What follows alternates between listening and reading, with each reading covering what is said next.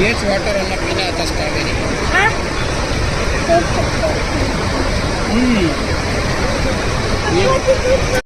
ಆ ಥರ ಟೋಪೋಗ್ರಫಿ ಸಿಕ್ಕಿಲ್ಲ ಅಲ್ಲಿ ಇಲ್ಲಿ.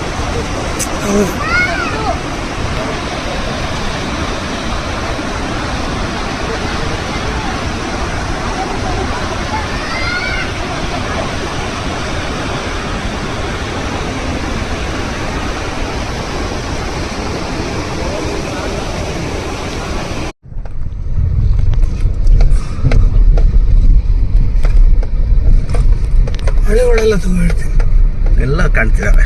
ಅಲ್ಲ ಹಿಂಗ್ ಮೇಲ್ಗಡೆಯಿಂದ ಜಾಗಕ್ಕೆ ಅಂದ್ರೆ ಪ್ರವಾಸಿಗಳ ತಾಣಕ್ಕೆ ಈ ತರ ರೋಡು ಎಷ್ಟು ಜನ ಕಷ್ಟ ಪಡ್ಕೊಂಡು ಬರ್ತಾರೆ.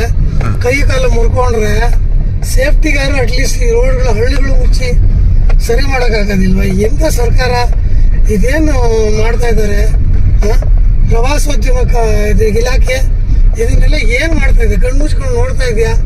ಬರೀ ಅದ್ರಲ್ಲಿ ಬರೋ ಸಂಪಾದನೆ ಆದಾಯ ಮಾತ್ರ ಇಂಪಾರ್ಟೆಂಟು.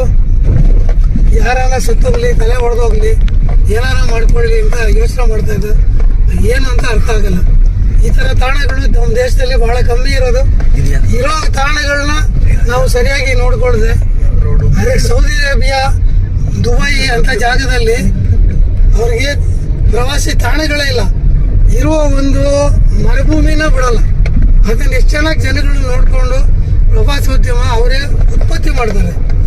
ಇಲ್ಲಿ ನಾವು ಇರೋದನ್ನ ಸರಿಯಾಗಿ ನೋಡ್ಕೊಳ್ಳೋದು ಬರೋಲ್ಲ. ರಸ್ತೆ ಯಾವ್ದು ಹೇಳು? ಇದು ಯಾವ ರಸ್ತೆ ಅಂದ್ರೆ ಇದು ನಮ್ಮ ಬರಚುಕ್ಕಿ ಹೋಗುವ ಜಾಗ.